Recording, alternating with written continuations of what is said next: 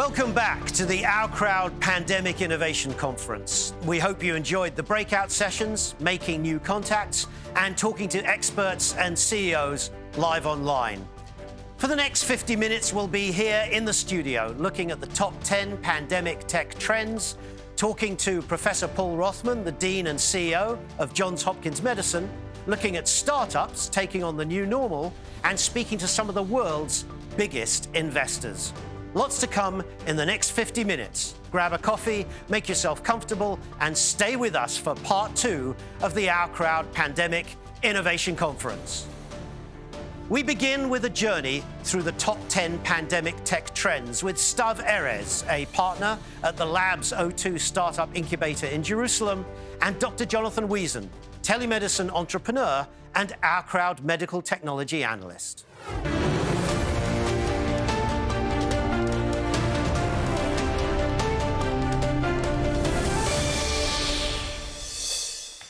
Our first tech trend is say goodbye to your office. The virtual becomes real. The future of work and remote technologies is one of the first things that comes to mind following COVID-19 pandemic. This is not surprising when business turned virtual and company like Zoom overshot its forecast by more than 60%.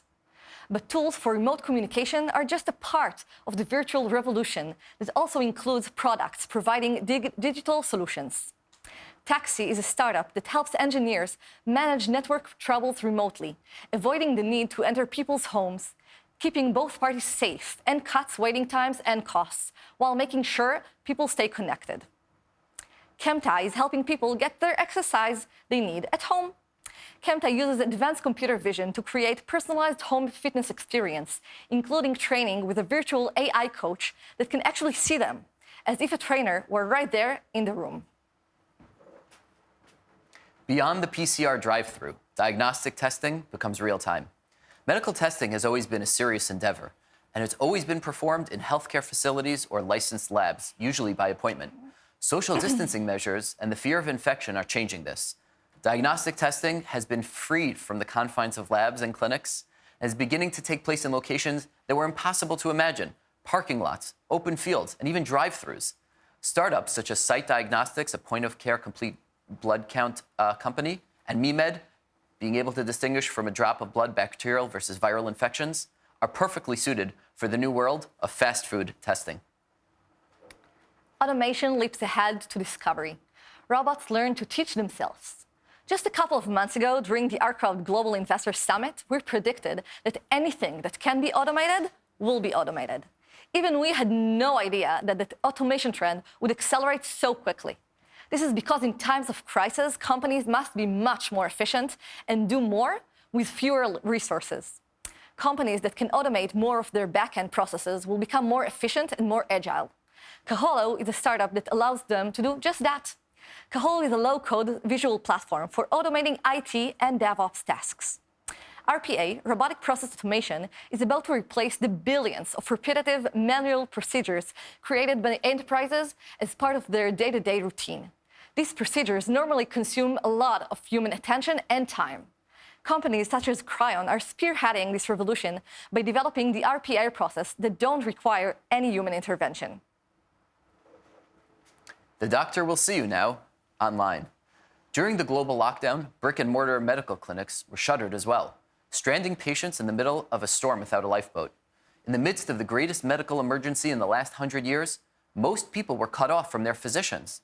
Telemedicine, remote connectivity between patients and physicians, has suddenly gone prime time. Using telemedicine, patients can connect with their physicians anytime and from any place. TytoCare has a cachet of tools that allow physicians in their offices to perform physical examinations on patients in their homes, whether they're next door or on the other side of the world. Most importantly, patients can share their data with their physicians using cloud-based solutions. DarioCare, a global leader that is already a leader in remote diabetes monitoring and management, has partnered with my startup Mediorbis to provide 24/7 coverage and monitoring to all of their patients. No borders, no walls. Data collaboration becomes huge. COVID-19 has changed the way the world is doing science. Although countries shut their borders and restricted travel, it seems as though the distance between Tel Aviv, San Francisco, and Shanghai had never been shorter. To solve the global health threat, scientists needed to share knowledge, share samples, share data. A recent good example of this was when Chinese and Australian researchers made COVID-19's genome freely available. Data World is building a platform that will revolutionize the way individuals and organizations are working with data. Its catalog enables data scientists, business analysts, and decision makers to find, understand, access, and use data anywhere it exists. For example, Salesforce's own Tableau is using Data World's platform to provide global coronavirus data for free. Microbes beware, innovation will wipe you out. Personal hygiene has long been an important but under-recognized factor in infection control. Now, a person wearing a mask and wiping down their seat at a restaurant is considered safe and responsible, not a germ nut. PPEs, or personal protective equipment, are now readily available, but what's needed to contain the virus are portable and reliable antimicrobe disinfectant materials. Novel compounds are being created for this, such as those used by startup Sanotize, which help individuals disinfect their upper respiratory tracts, nasal passages, and hands. These approaches will play a crucial role in our everyday life for the foreseeable future. Eating healthy becomes life or death. The COVID-19 pandemic has led to the death of over 400,000 people around the world, most of whom had background diseases. People have begun to realize how important it is to pay attention to the day-to-day health. That starts with eating in an organized and healthy way. Tovala is the first company to regularly deliver easy-to-prepare, high-quality, personalized meal kits that fit different dietary requirements, whether it's vegetarian, gluten-free, or even customizable. Tovala has witnessed 400% growth in the last few months. Another accelerating trend in health food tech sector is plant-based dietary alternatives. Ripple has found a way to employ proprietary clean protein technology to create a great-tasting, nutritional alternatives to dairy. The antiviral revolution takes center stage. How do you kill something that's not alive? This is the greatest struggle that scientists, clinicians, and pharmaceutical companies have struggled with treating viral infections. Over the same period of time that mankind has developed hundreds of antibiotics, only a handful of successful antiviral drugs for common viral infections have been approved.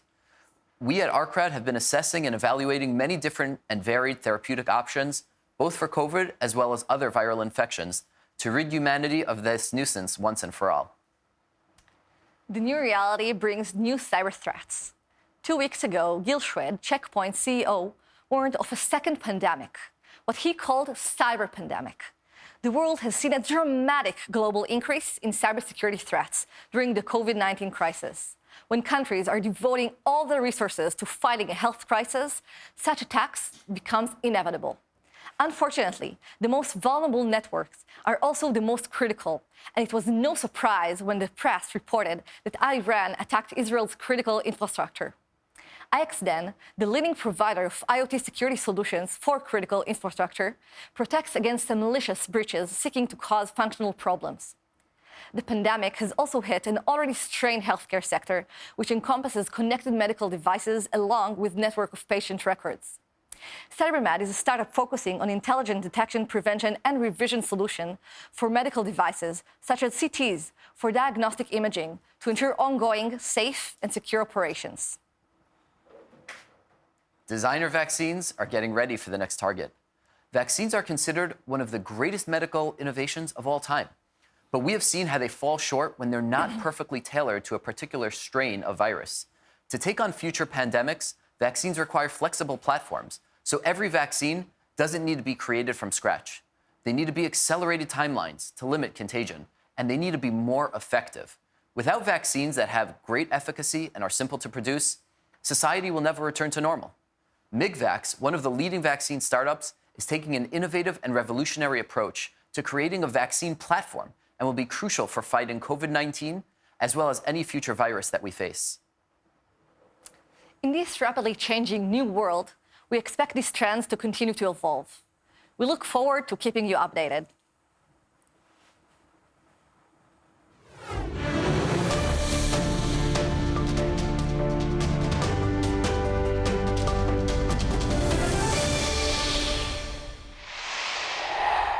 Thank you, Stuv and Jonathan. Now we return to the front line of this crisis, to the hospitals and medical health providers. How is the pandemic changing the way that healthcare is delivered to patients? And are the changes introduced as emergency measures in the last 6 months likely to change methods of treatment in the future? We go now to one of the world's leading medical practitioners, Dr. Paul Rothman, Dean of the Medical Faculty at Johns Hopkins University School of Medicine in Baltimore and CEO of Johns Hopkins Medicine, the global provider for data about the pandemic. Dr. Rothman, thank you for joining us. Johns Hopkins and almost every other healthcare provider moved rapidly to virtual care. Do you see that change continuing beyond the pandemic? And in what other ways will the pandemic change the healthcare system and medical training? Well, Matthew, thanks for having me today. I think that's a really great question. We went from providing a couple dozen telehealth visits a day before the pandemic to 5,500 every day in about less than 2 weeks. That was quite an undertaking for us. It's been very successful in terms of our ability to deliver care during the pandemic. If you ask me long term, I think our providers have found a lot of upside on telehealth. I think, first of all, patients find it very convenient. Obviously, they don't have to leave their home. Often the patient is more relaxed, and so the visit in some way doesn't have the anxiety of a patient visiting an office, and that's been very helpful.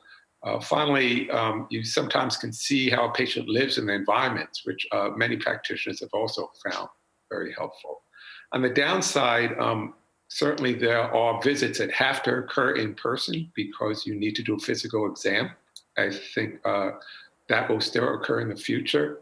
And in addition, I think, especially for new patients, there's a bonding that goes on between a physician and a patient that you cannot recapitulate during a televisit. So I think there'll be telehealth. If you ask me how much, I would say about 30% of the visits we used to have in person will probably be via tele in the future. It also gives us ability to reach out way beyond where we did, and we are an international healthcare provider, but still patients who didn't want to travel for one reason or another, we can provide care via tele. I think the longevity and permanency will depend on the payers. So right now in the United States, the payers are paying for telehealth at a level commensurate to where an in-person visit was.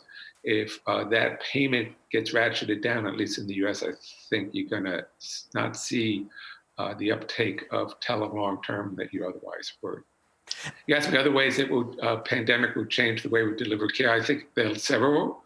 I think first of all, when we began this, the reason we moved to tele was the safety of both our patients and our healthcare providers, given the pandemic and the easy spread of the virus. I think moving forward, some of those changes will be permanent. I think the size of our waiting rooms will go down. I think our asking patients to wait in a common space will go away. I think you'll find a lot of just changes to ensure patient safety that will be long-term. I think and that has implications for the size of our space, for the number of employees we have and their skill set. I think that all will change at some level after. And finally, I also think that, the pandemic demonstrated susceptibilities of our supply chain in many ways. We and others have overcome that by multiple mechanisms because we did need to ensure that we had the medications and also the personal protective equipment for our providers. I think long-term, we will change how we ensure that we have the equipment and supplies we need. And I think we'll redistribute and we look at the vulnerabilities in our supply chain for everything from disposables to the pharmaceuticals and ensure that that we don't have any vulnerabilities moving forward. You've said that a key focus area for the future will be precision digital medicine. How is that going to change medical practice in future? And how does precision medicine allow us to better understand COVID-19? So just quickly define what I mean by precision medicine. We're in the midst of three revolutions. The revolution of big data, a revolution of connectivity and a revolution of measurement. So we are connected via our devices and other equipment to our medical record at all time. We have data scientists that can absorb and look through a great deal of data and come out with solutions to that data. And we now have measurements of individual patients from genomics and proteomics to advanced imaging. What we do is use, in our precision medicine, is that we use all of those different array of solutions to look at the individual patient and be able to bring all the measurements to bear on that patient and understand how that patient is different from other patients. When you think about that for COVID, you add in that we know that a person's genetics have a role there. Their sociodemographics have a role in their response. There is some hint that the viral genome that changes may have an interplay with the human genome of the infected patient. And we now have a lot of measurements from oxygen levels to different measurements of the immune system. And we think using our precision medicine platform that we'll bring all those measurements to bear on that individual patient that might have COVID to help us better treat them. Now, there's been a lot of commentary about how this crisis has underscored the differences in quality and access to healthcare in different countries and even different areas within the same country. What has the pandemic taught you about the fault lines in the varying provisions of national and global public health? I think we can see that either areas that could be countries or states or cities that have a robust public health infrastructure have been able to deal with the pandemic much more effectively.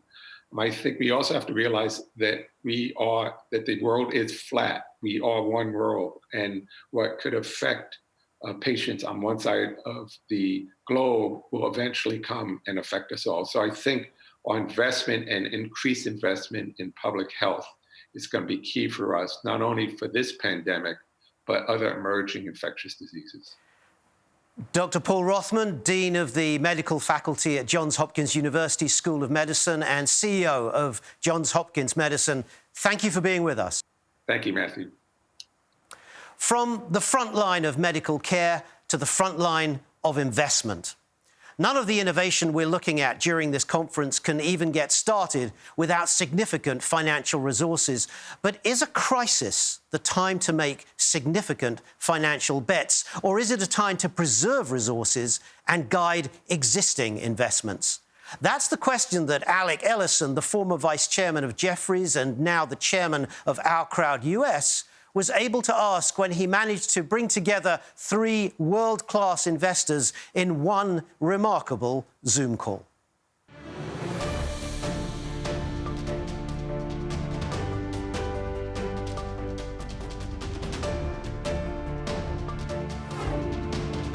Thank you, Matthew.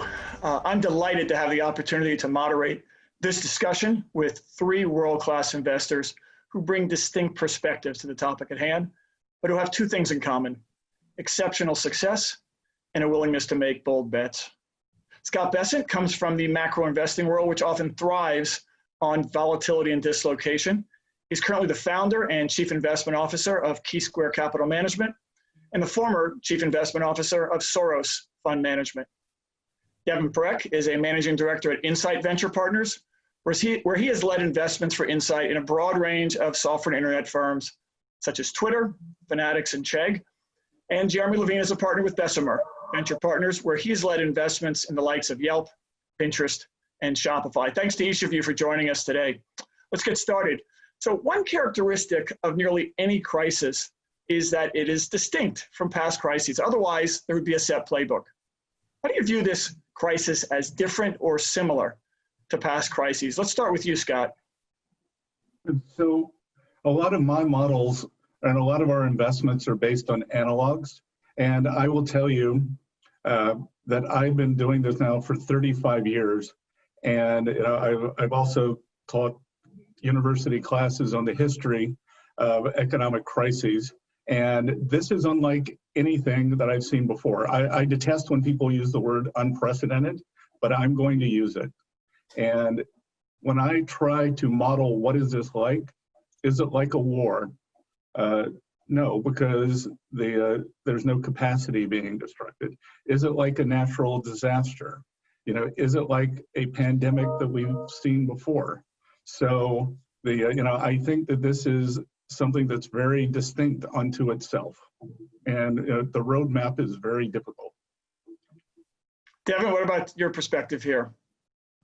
Well, I agree with everything Scott just said. I just add that I think the biggest difference from the past is the rapidity with which we had to turn the economy off. And I think that, to me, was the thing that was a little bit hard for most people to process, both as it related to their daily life, which literally changed overnight, but also business. How do you actually deal, particularly with certain end markets, demand going away from 100 to 0 overnight, and with an uncertain view as to how long that demand was going to stay that way.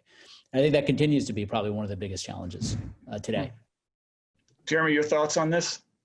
Any analogs, or is it truly that different? Honestly, I don't know what's going on. The disconnection between the financial markets and the economy may be unprecedented, as Scott said. It's confusing. I know it'll be clear in a couple of years what's going on today, but it's very hard to have high confidence that you know what's going on today. And so the question becomes then, what strategy do you pursue as an investor when you're investing in this enormous amount of uncertainty? And I think maybe that's what we can talk about.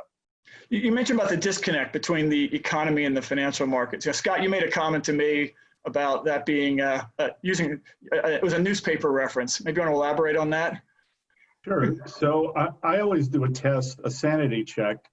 If on March 15th, I had yesterday's newspaper. So if I'd had June 15th newspaper on March 15th with no asset prices, and I was reading about civil unrest in the US, the quickest and fastest increase in unemployment since the Great Depression, the bankruptcies, the government intervention, what would I have thought would have happened to the markets? I would have thought it would have been a disaster. So, it really speaks to, and it sounds like we're going to talk about it more in this session, that, in my mind, from crises like this, the biggest opportunities tend to be more medium term than immediate. Like it's fun to catch a trade, and all these millennials seem to be doing it in their Robinhood accounts.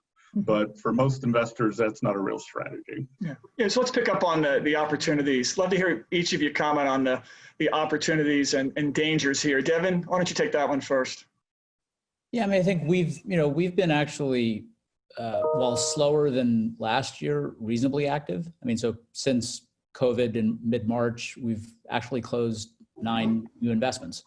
I think the thing that we're looking for, which is, pretty rare, is companies that have continued to grow at pretty strong rates through this. And there's really only one way to do that, is if you've got some tailwind from some market that's in effect benefiting from what's happening right now. And just to take it at a high level, and we talked about one earlier, Alec, with Care, which is a company I know you know.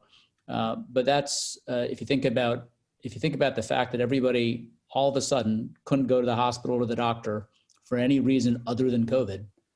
There's actually lots of knock-on effects of that. People have high blood pressure, people have high cholesterol, people have a lot of other kind of diabetes, not getting their checkups. And so if you could actually effectively come up with a technology platform where you could do a lot of that from home and have that diagnostic data in the hands of a doctor who can then actually have a telemedicine visit, which is high utility because they actually have data. It's not just a conversation.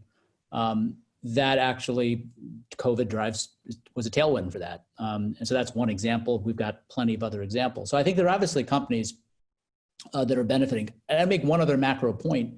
If you look at a lot of companies, if you take retail for an example, someone like Walmart got probably 5 years of e-commerce expertise in 2 months. And they probably are going to stuff 2 to 3 years of CapEx into 2 quarters.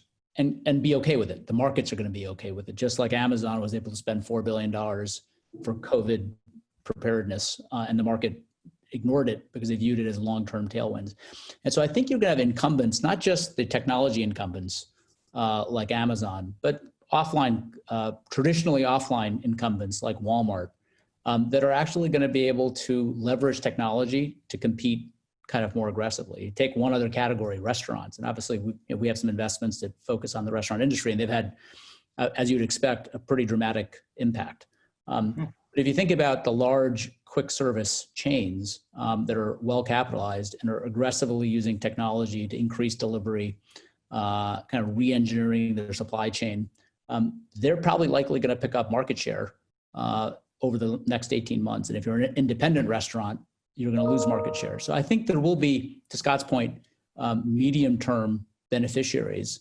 And I think we're all fortunate to be investing in technology, which is, I think, going to be a driving force of catalyzing some of those improvements. You know, Satya Nadella on his April 30th earnings call said we'd had 2 years of digital transformation in 2 months. So here we are in mid-late June. So I guess that means we've had about 3.5 years in the time period. Jeremy, opportunities, dangers that you see? You know, in previous crises, there was a massively negative dislocation on valuations. And so in the immediate aftermath of the crisis, it was very hard to get anything done in the private markets because anyone who didn't need to sell equity simply refused to do so. And we found out that actually some of our best investments were made about 18 months to 2 years after the crisis, when pricing started to resettle and suddenly things could happen. And what's been interesting and frustrating about this crisis is that as the crisis has worsened, asset prices have gone up. And so last time around, it was the entrepreneurs who were saying, wait a minute, I don't want to sell my stock cheap. This time around, it's us saying, wait a minute, we don't want to buy your stock super expensive. And so although the trends are exactly opposite from how it worked in the 08-09 financial crisis, I suspect the pattern may end up being somewhat similar, which is that a lot of the best investments happen in sort of the 18 months or 24 months after things have begun to settle down, because that's when no one has to fight about whether prices are artificially high or low. We've sort of settled at what the new normal is, and now you can go find companies that are embracing or accelerated by some of the latest trends, and that might be really interesting 4, 5, 6, 7-year plays, and pricing is no longer the question of the day. Well, that's a great lead into another question, this timing. I'm sure our viewers would love to hear a war story from each of you about an investment or bet you made during a previous crisis that was either contrarian, controversial, or just downright audacious, but which turned out well. Maybe Scott, you can start us on that one.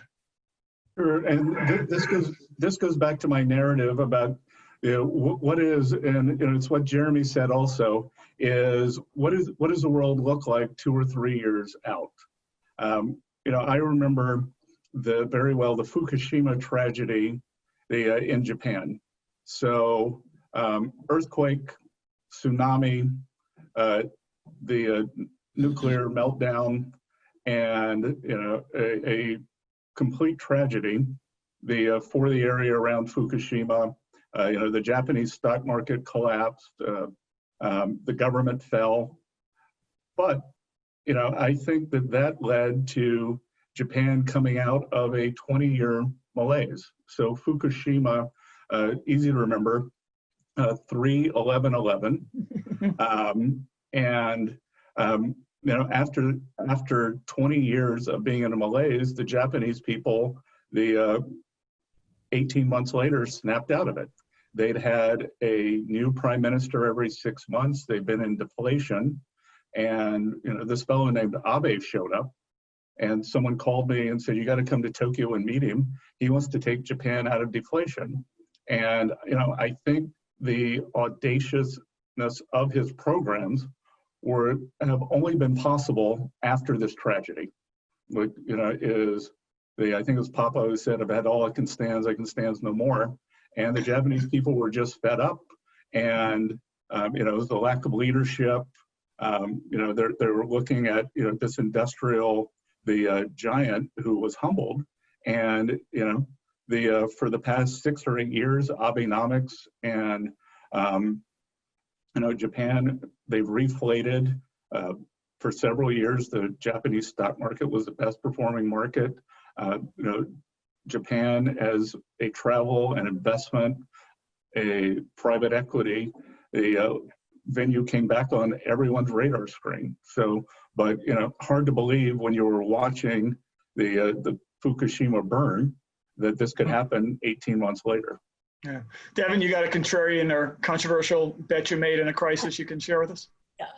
I'm going to answer the question slightly differently, which is just, I think the thing where we've both made money, but also left a lot of money on the table is I think even us who are kind of all we do is software have probably assumed that there was more cyclicality and less resilience in software than there actually has been, right? So if you kind of look at, I'll use an example of a company we didn't invest in multiple times, Procore, right? And every time we looked at it, we would say, oh, it's a cycle risk, construction, in a recession, it's going to get really negatively impacted.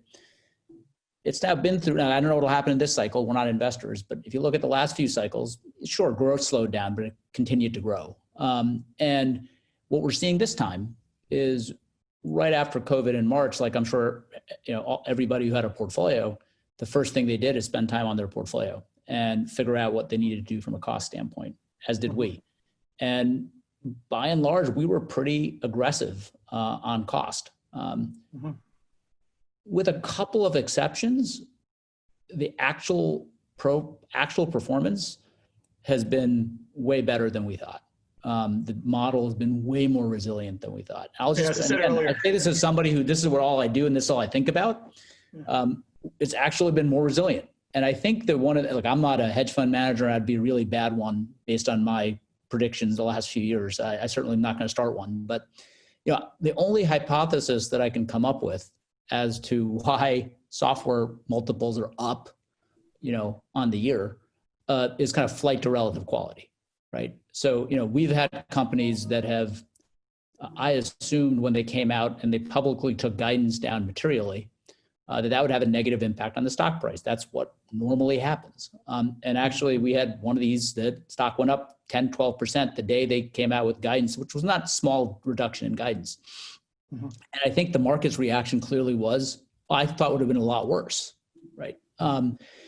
Because that's what's happening to other industries. So I actually think that one of the things that we've underestimated, it's not a direct answer to your question, but like one of the things we've best underestimated is actually how resilient it is. And I think we're seeing that right now. And it's kind of changing the way I think about it a little bit going forward. Jeremy, you got a quick war story to share with us? Yeah, I'll share one in a second, but I just want to accentuate Devin's point, because we actually, a bunch of our companies, we similarly said, gosh, it's like flying in an airplane. Now you're in the middle of a cloud. You can't see 2 feet in front of you. And so don't make decisions when you can't see 2 feet in front of you, investment decisions in particular. So conserve your cash, don't spend as much. And they cut a lot of expenses. And then oftentimes they saw in late March, early April, a little bit of a dip in their growth rate, or even a slight shrinkage. But then it came back pretty aggressively, and they realized they didn't need a lot of the expenses that they had cut. And all of a sudden, these businesses that were growing really nicely, but burning cash, are now growing, maybe not quite as nicely, but making money. And it was like this wonderful surprise. And a few of them have said, hey, this is a more comfortable position to be in. Let's keep it that way. And so it's sort of a don't waste a crisis. It certainly rings true there. I'll give you one example of sort of a disaster that happened to me. That could have been great if we just held on a little longer. And so maybe about 5 years ago, I did a super early stage investment in a company called Rabbit. And the basic idea was everything consumers do offline, they eventually do online. And if you pick a big enough activity, the online version of that becomes a really large company. And so this one was watching television and movies. And what Rabbit enabled you to do was watch TV and movies in perfect sync with many people over the internet. And it grew. It had a very niche audience, and it didn't quite ever manage to break out. And eventually, we shut it down because we couldn't quite find a business model. And I'm just wondering, like, if that had survived long enough to see the benefit of COVID, what it could have been. And unfortunately, we just never quite got there. Yeah, sometimes a little bit of extra patience really helps. Timing can be everything. So we've got just a minute or so left. So maybe you could sum up, each of you, in 1 or 2 sentences, the most important guidance you would provide to our investor viewers today. Scott, why don't you take that first? Yeah, I'll start. And I'll say, I think the most important thing is to be patient. That these medium-term trends always take longer than you think, to Jeremy's example. And they will become more obvious, and so after the tech wreck in 2000, I don't remember when Amazon did their emergency convert, but Warren Buffett said that that was the biggest miss he's ever had. Yeah, So big one. if you could sit and wait and be patient, because there really is a lot of noise right now, and it's very difficult to separate signal from noise. Yeah. Devin, quick lesson.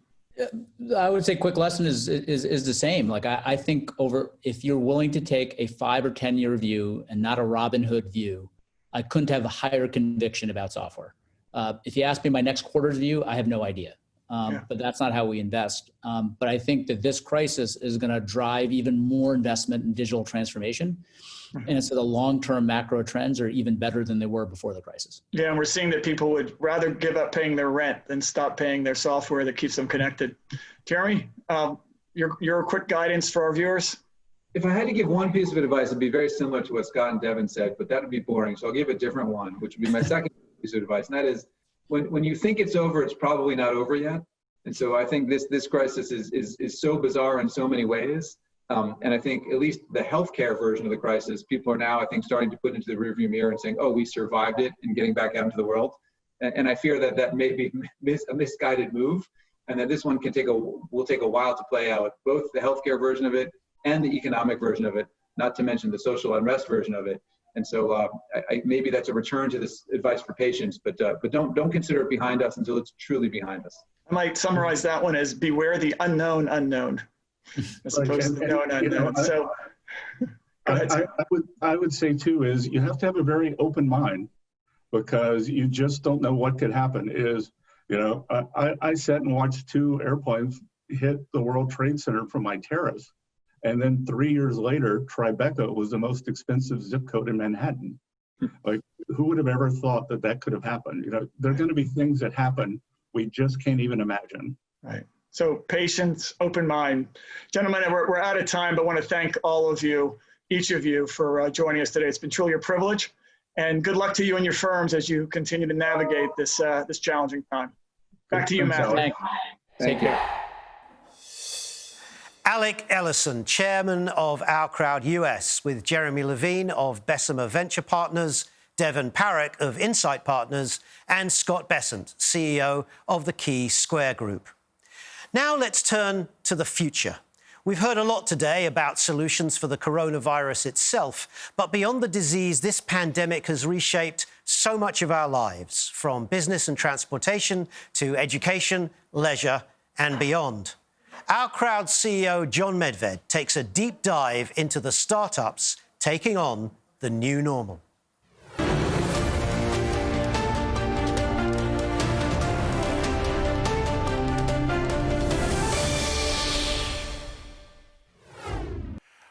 This is John Medved, and we're now going to spend the next few minutes talking about startups facing the new normal. As we all know, the pace of change during COVID has become extraordinary. Many companies are moving into a digital hyperwarp. It was Satya Nadella, the CEO of Microsoft, who said that in the last 2 months, he experienced 2 years of digital transformation. This is happening in many areas, whether it's work from home, distance learning, preventing hacking of those working from home, the areas of food tech, and many more. Today, we're going to now meet with entrepreneurs and CEOs who are leading our companies into this new normal, because it's a great time as investors to watch this transformation and to catch this train as it is speeding out of the station. First up is a company called BioCatch, which we're very excited to have been investors in for the last 5 years. Let's run a quick video on BioCatch. The BioCatch solution helps financial institutions recognize the use of stolen identities in online applications, protect customers against account takeover fraud, and detect next-generation cyber threats. As customers conduct everyday online banking tasks, BioCatch develops behavioral biometric profiles for each user. Understanding the online interactions of their legitimate customers can help institutions recognize a wide range of human and non-human cyber threats. So we're here with my good friend and colleague, Gadi Mazor, who's the COO and the general manager of Israel for BioCatch. we were early investors in BioCatch who had this magical technology which essentially identifies you by how you hold and you touch a phone. How do you guys do that? Each one of us has, for lack of a better term, a fingerprint of behavior with the devices, whether that's a desktop or a mobile device. The way we hold, how tilted this is, how much pressure we put when we click, how we type on a keyboard, how we move the mouse, how we scroll the page, etc. So all this together, hundreds on the web, thousands of different indication parameters create this fingerprint, and then we know that after we saw 3 sessions of you, at the 4th session, we can say, yes, this behaves like John, or no, this behaves like someone else. So you actually have everybody fingerprinted based on their behavior. Yes. Behavioral biometrics. Yep. Now, this is important today in the world of the new normal, post-COVID, hopefully, because the bad guys are out. Why? You've been warning about this thing that bad guys are coming to get us. What's going on? Yeah, so the whole COVID thing was basically heaven for fraudsters, okay? Because when you think about everything that changed, okay? So first of all, the defenses of, and we protect primarily financial institutions, the defenses of financial institutions are looking at where you're coming from, what device you're coming from, does that transaction make sense in terms of the size of the transaction, what you're buying, etc. Now think about your last 3 months. You're accessing those systems from completely different devices, different locations. You're doing different things at different hours, okay? So must be driving the banks crazy.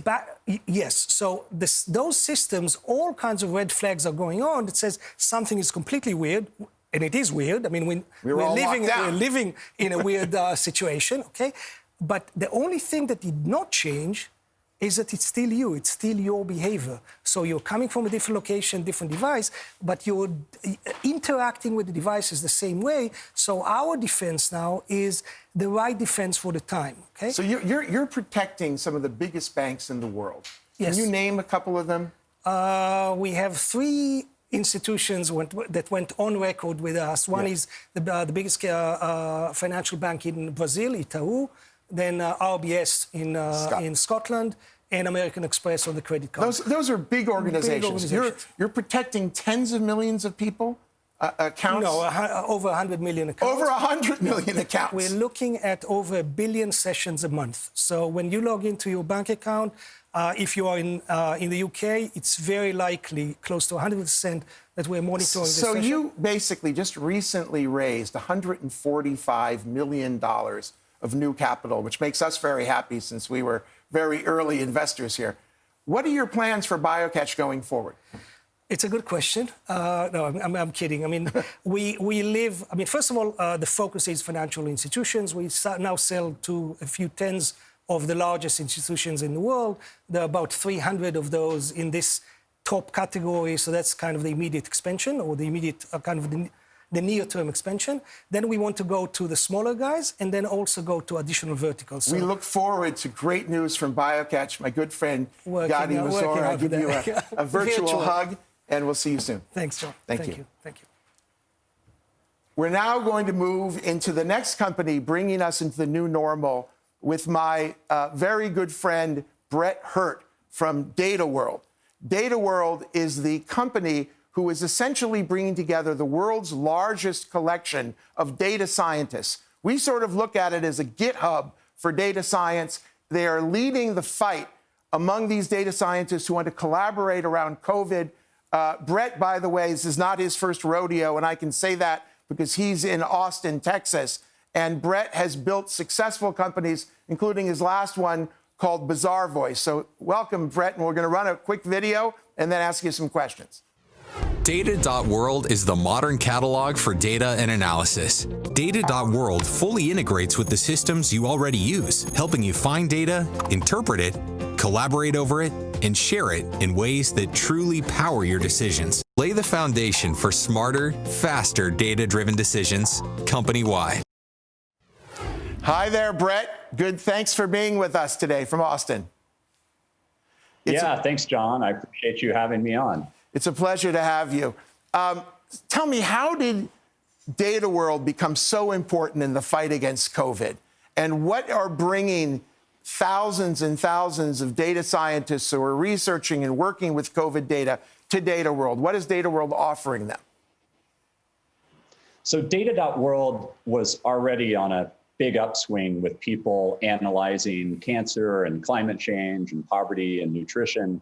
And it became natural that we're already the world's largest collaborative data community. There's more data sets on Data.World than any place else in the world. SEO drives a ton of our traffic. So it became very natural that people would turn to us to look for COVID-19 data sets. And we've had an exponential increase in traffic actually since COVID-19, as the world has really clamored to solve this horrible problem that we're all dealing with. What is the problem of working together with data? Why isn't it just easy? I mean, I know that you're attempting to make it easy, but until Data.World, this was a tremendous problem to have people working across borders, across companies, across data formats. How do you solve that?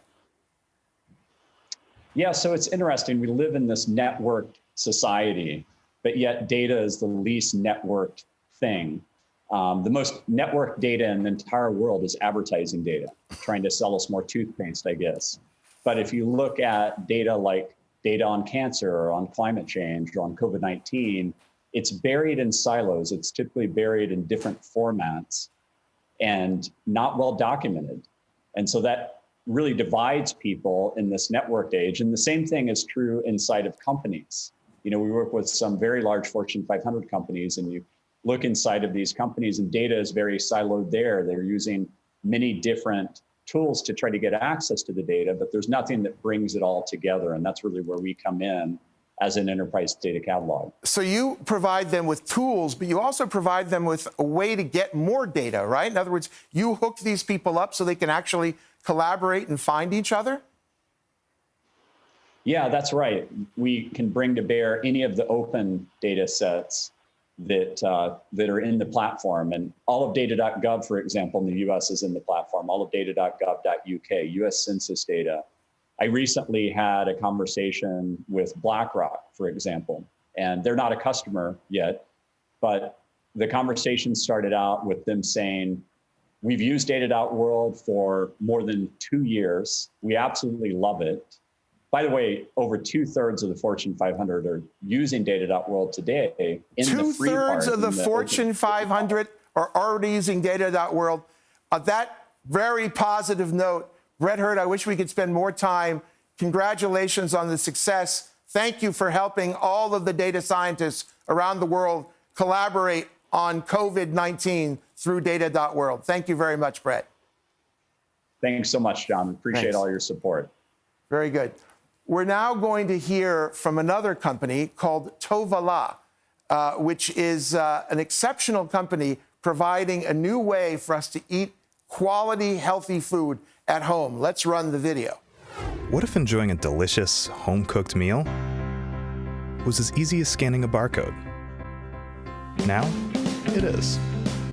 Tovala is a revolutionary way to make home cooking effortless. With Tovala IQ technology, we combine a countertop steam oven with a fresh meal delivery service. Together, they take the work out of cooking. Yeah, all of it. We're here with David Raby, who is the founder and CEO of Tovala. Great to see you, calling us from Chicago, if I'm not mistaken, the Windy City. That's right. Thanks. It's great Thanks to for have having you. me, John. Previously, you were at Veggie Grill, which when I told my brother that I was investing in one of the guys who was a key executive there, he said, I don't know about this new company, but that was a great company. It's going to be a real winner. Except Tovala is just amazing. It turns out that what you do is make eating at home classy, smart, may I dare say high tech. How do you do that? With your oven? Yeah, the magic and the reason why what we do is so special is that we are a food company, a software company, and a hardware company all in one. So because we put this oven in your home, we're able to control exactly how your food cooks, which enables us to ship you raw ingredients the same way you would do if you were cooking for yourself, except that we remove all the work. So you don't have to prep, you don't have to cook. All you do is scan that QR code and the oven cooks it exactly the way our team of chefs have designed. Now, my understanding is that through the COVID crisis and everyone being locked at home, you've not only had a dramatic increase in new customers coming to Tovala, but also your existing customers are ordering more food. Can you share any data or directional notions of how we're doing? Yeah, that's right. So our existing customers, the average order value has gone up nearly 20% since COVID as people are ordering a lot more food. Oven usage has also gone up because the ovens are Wi-Fi enabled. We can track every time someone cooks on them. Usage has gone up about 20%. And then our growth has really been extraordinary. The business is basically 4x'd since September. And a lot of that growth has come really just since mid-March. And what you're doing also is giving people the opportunity to get healthy diets, gluten-free. There are all kinds of sort of niche-y, today, big niches like gluten-free, but allowing people to get choice in terms of the food that they bring home. That's right. And it's all about clean ingredients too. So, the meals are clean, they're portion controlled. And because the ingredients are mostly raw and the oven cooks it using multiple steps, the way the chef's design, it really is like home cooking, but without the work. It's not like a microwave meal. It's not like frozen food. It's really like home cooking. So this is pretty much like actually having a restaurant in your home, right? In other words, you don't have to wait That's for... right, or a chef. A chef in your home. You're not waiting for a half an hour or 40 minutes with a good delivery service. You're basically eating it right out of the oven, and it's just, it's effortless, right? And how much does it cost? The oven is $199, and the meals are all $11.99. So it's a much better deal than delivery, and it's a weekly service where the menu changes every single week. And for someone like me who's counting calories and interested in eating healthy, this is unbelievable. This is indeed the new normal. How big does this get? I mean, does this, essentially get into everybody's home? I mean, right now, you're in the process of building out coverage around the United States. Will there be some time where I'll be able to see this in Israel, maybe with a kosher stamp on it? Where does this go? Yeah, I think eventually we'd like to take this global. I think for the near term, we think the U.S. market and the market opportunity is enormous. The drive for convenient, high-quality food is massive in this country, and we feel like our solution is uniquely situated to capitalize on that in a way that food delivery, meal kits, and prepared food aren't. So we think for the foreseeable future, the opportunity just in the United States is huge. We are delighted to be new investors in Tovala. It's active on the OurCrowd site for those who would like to join us as investors. David Raby, thank you very much for being with us, and continued success with Tovala. Thank you. Thank you, John. The next company that we're going to talk about is another food company. It's called Ripple, who make an incredible, tasty, healthy, and protein-laden milk substitute from plants. Let's roll the video.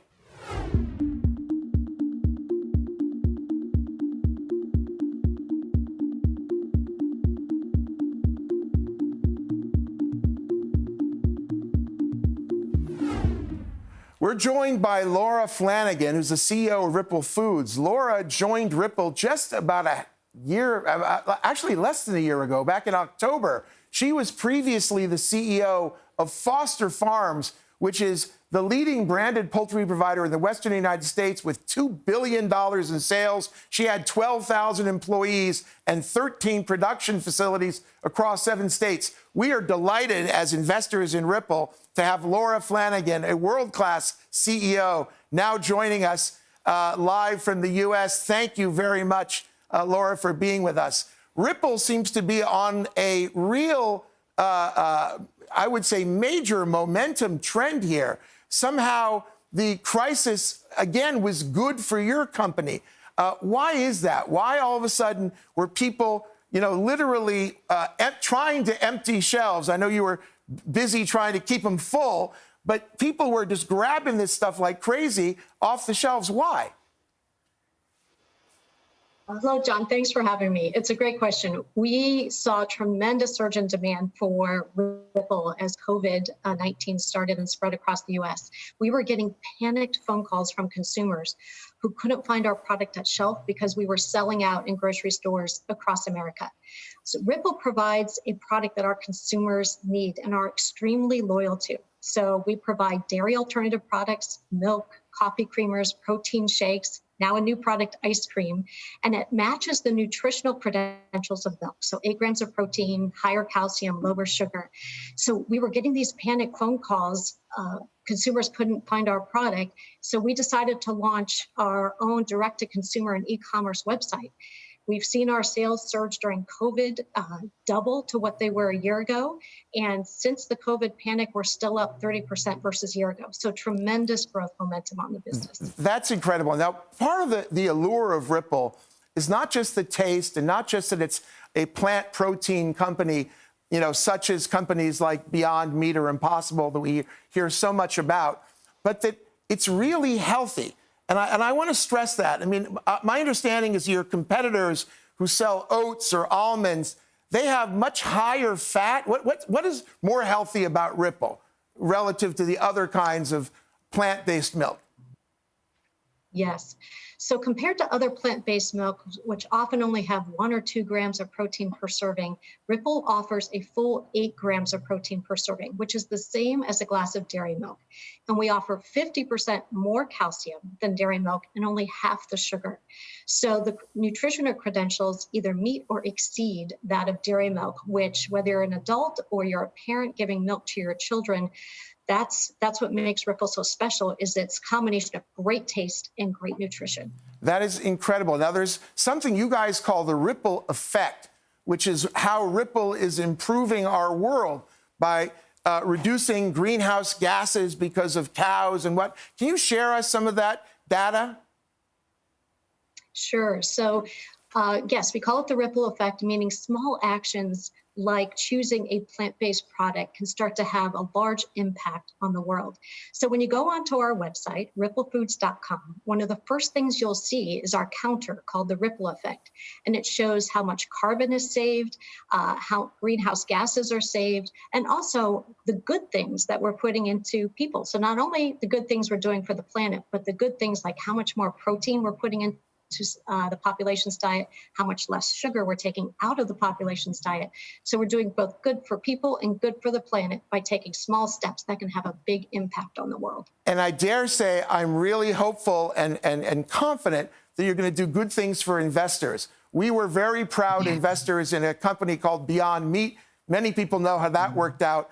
We are now investing in Ripple again in the current round up on OurCrowd.com. And we look forward to working with you successfully, Laura Flanagan, CEO of Ripple. Thank you very much. Thank you, John. Bye-bye.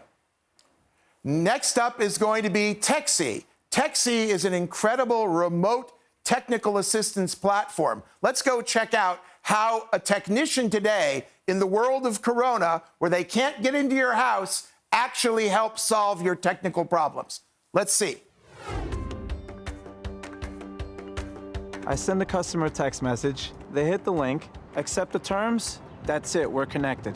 The customer doesn't need to download an app or anything, it's that quick.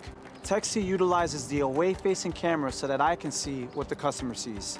Oh, okay. Yeah, it looks like your router is out of service right now. Yeah, that's true. Okay, so your internet is not working right now. So at this point, we dropped the battery backup unit at the side door, backed away from the door, and allowed her to retrieve it so that we can maintain social distancing. Yeah, right, that cover. Yeah, you want to pull that towards you. You don't have to pry it out. It slides out towards you. Customer feedback has been very positive. They're happy to have a real person to talk to help solve their issue.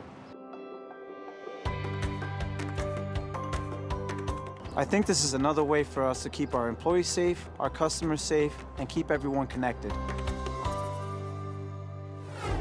Hi, we're here with Eoting Cohen, the CEO of Texi. Eitan's a veteran of several tech companies before founding Texi and leading it over the last several years. Did you ever dream that something like COVID would come and make your great idea, which we invested in, by the way, I think first, actually become so obvious? I mean, when you watch that video, I'm sure the viewers are saying, yeah, I need that. Did you ever think that would happen? It's actually a dream come true, unfortunately, under the wrong circumstances. Yes. But yeah, we envisioned way back that, people really want to be self-empowered to do things for their own without having to wait for a technician, without having to wait on the phone. And that's why we developed this innovative technology back in 2015 that actually put a handyman right on your smartphone, like a technician, and without the need, to wait for anybody. So Verizon, they have like 50,000 technicians in the field. This army is now using TechC already. They used it during the crisis. I mean, I saw on a talk show in New York, they were basically touting the fact that they could keep your, fiber optic connection or your phone, everything would work together with TechC. That's exactly the new norm. It's contactless service. You don't need to go like we do this hello. Right. We can do it virtually. We don't even, and we understand each other, so right? This guy doesn't even need to come into the house. Now, that we just saw that they dropped something off, outside of your kitchen door. So it's like full service the way it used to be, but now using the mobile phone. Other than Verizon, who else around the world is using this technology? So we have great customers, starting from telecommunication companies like Verizon and Vodafone, consumer electronics companies like Samsung and Philips, Heineken for beer taps, Nespresso for coffee machine, ABB, almost anybody that needs eyes in the field to help use product or provision a service really have to have this technology, because you don't need to go on site to do things. The knowledge is in the palm of your hand. And what's next for you guys is going to be artificial intelligence, where I'll be able to take a product home and TechC will give me instructions, like no more IKEA, pages of instructions. I'll have it all driven by my camera on my phone. Exactly. We developed this amazing technology and we patented it. So we are the world's first company to introduce a tech assistant, a tech bot that have eyes that can see what you see. It has ears, it can hear from the smartphone what you are telling it, and it interacts with you with augmented reality. So now you have, all of a sudden, a handyman 24/7 next to you, anywhere, everywhere.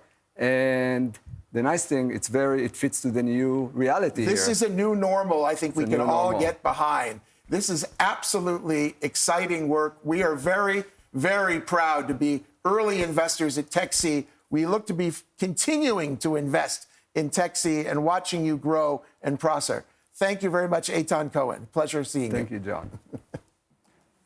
Okay, now the next item is going to be Trusona. Trusona is bringing us a world without passwords. That's a dream, but it's coming true with Trusona. Let's look at their video.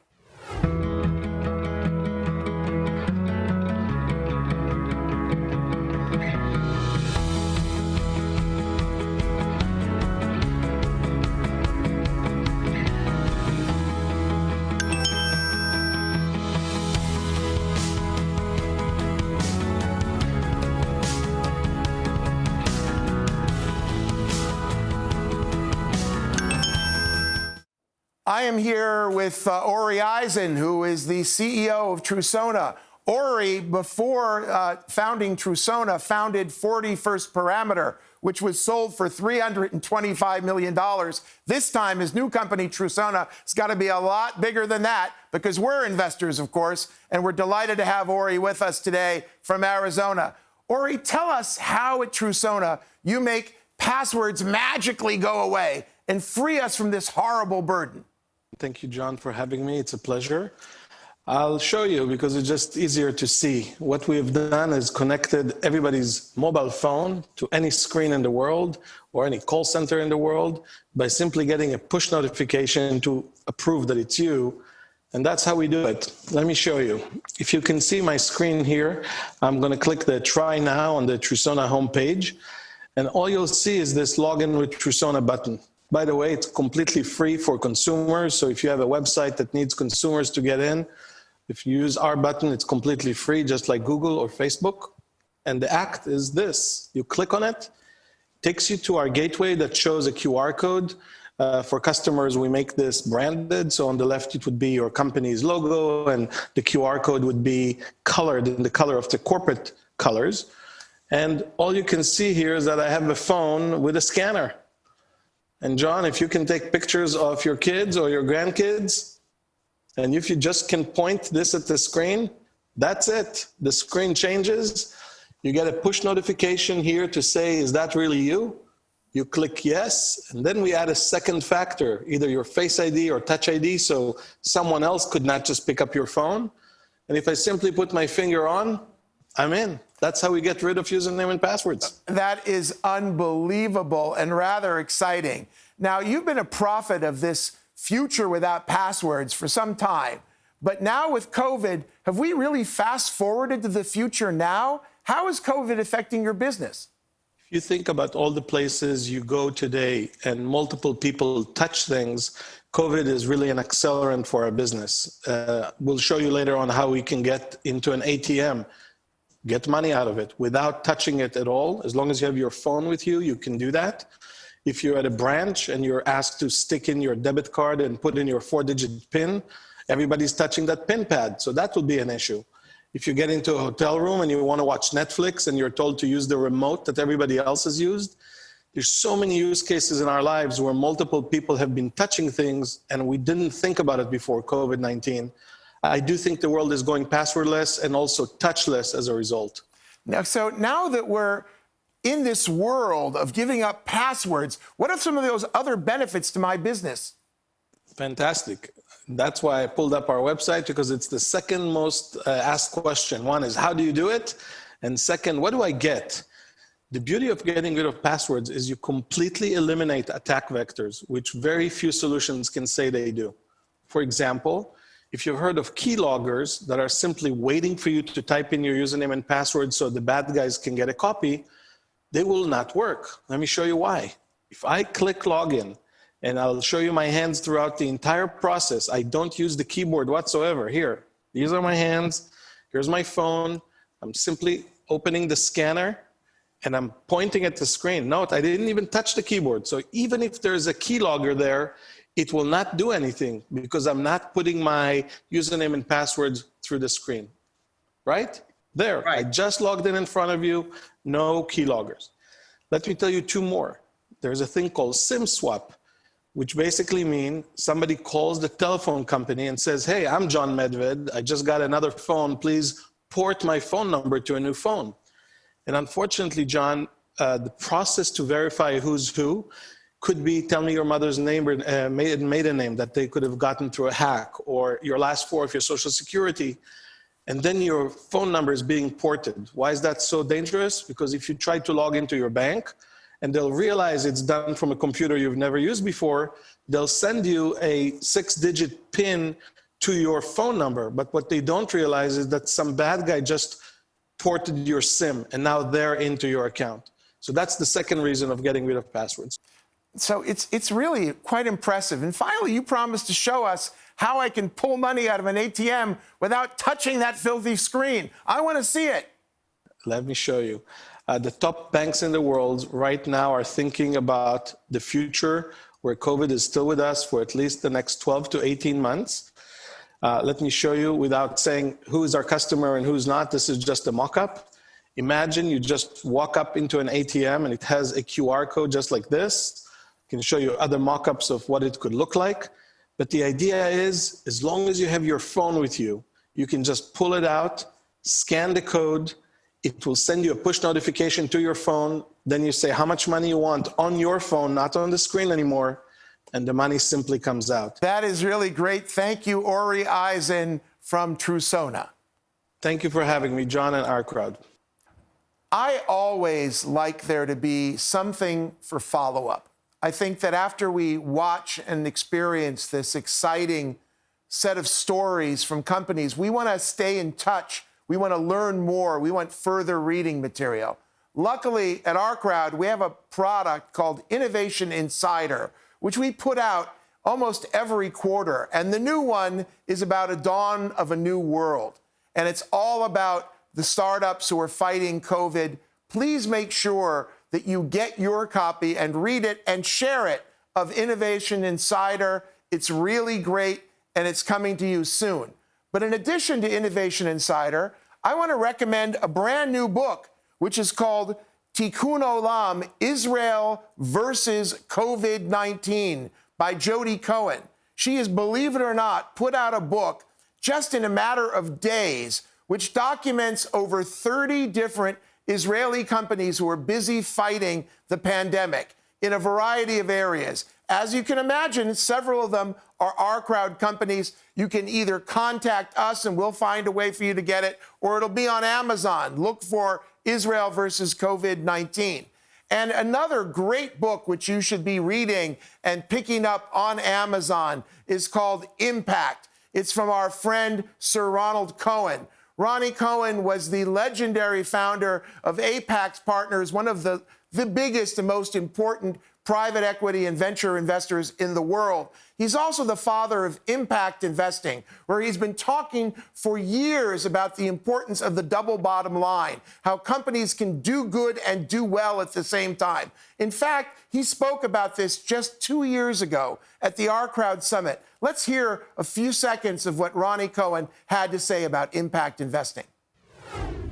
And if I were 26 and coming into the venture industry today, I would be an impact venture investor, because that's where the investor money is going to flow, and that's where the talent is going to flow, and that's where the opportunities are going to flow. Now, it has been thought for a long time that there has to be a trade-off between making money and doing good. The slogan of the impact revolution is do good, do well. You can do both at the same time. So that's what we're here today to do good and to do well. The companies you saw today are companies who are fighting on the front lines, who are busy innovating, who in many cases represent very exciting and intriguing investment opportunities. But as you can all tell, these are companies who also are making a change and an impact, just like Ronald Cohen spoke about. Back to you, Matthew. Thank you, John. Well, coming up next, key takeaways from the CEO of OurCrowd, and as promised, the world premiere of Dave Carroll's new song, When the World Stops Ending. Our networking continues online, so you can follow up on all the connections you've made today. And if you're not already part of the OurCrowd community, register now at the OurCrowd website for exclusive industry intel, access to investment opportunities, and news of our events online and in person. John, what's next from OurCrowd? So it's extraordinarily important that we go forward from here, Matthew, and all of the listeners who are here with us today, with action. We can't just sit and watch this and stand by idly. It's not what we do at OurCrowd. And so I'm calling on you to do the following actions. Number one, to take a look at these investment opportunities. Where it's appropriate, please join us as investors. Most of the companies who you saw today are either currently raising money or in the future going to raise money. At OurCrowd, it's rather simple to join as an investor.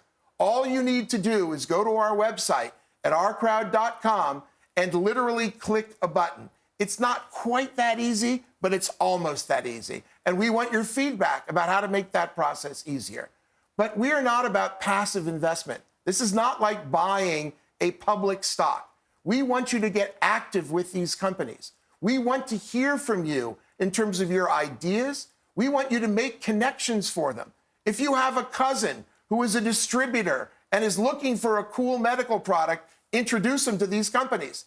If you have a nephew who is graduating from MIT or Harvard or Caltech or the Hebrew University, let us know. We need great people working for our companies. If your next door neighbor is a reporter who covers technology, put them in touch with us. The beauty of what we do at OurCrowd is to mobilize this crowd of today 50,000 accredited investors, not just to invest dollars into these companies, but to help build them. And as we build them, these companies are going to have even more impact on the world. And finally, as we often do at all of our in-person events, we end with music and a little bit of a lighter note. Tonight, unfortunately, we can't hug, we can't get down and boogie, but we can listen to the world premiere of a beautiful new song by Dave Carroll, which is called When the World Stops Ending. It's an extraordinary piece of music, and we look forward to to seeing you again soon. Dave Carroll, please.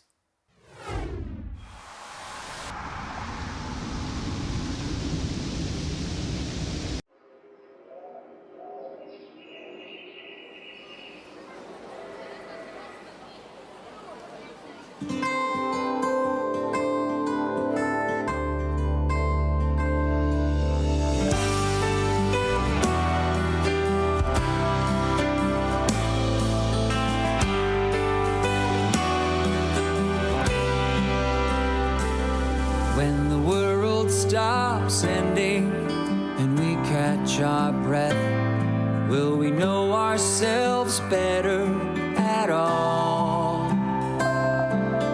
What will life look like and what will be left? Will we have the same problems to solve? When the world stops ending and we're back on our feet, what will we do with our time? Will we place our importance on the bitter or sweet and leave what is best left behind? From here to Manhattan, I hope that it happens. We love so much better than ever before, and find buried treasure in moments we measure, and help one another without keeping score. When the world stops ending once more.